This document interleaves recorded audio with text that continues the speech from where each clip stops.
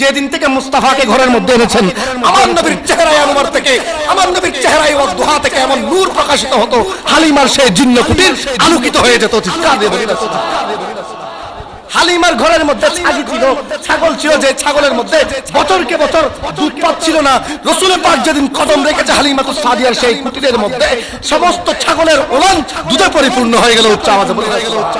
তখন হালিমা সবাইকে ডেকে ডেকে বলতে লাগলো, ইয়ে কেতি তি ঘর ঘর মে जाकर হালিমা मेरे घर में खैरुल वरा आगे है, बड़े ओज पर है मेरा अब मुक़द्दर, मेरे घर हबीबे खुदा आगे है।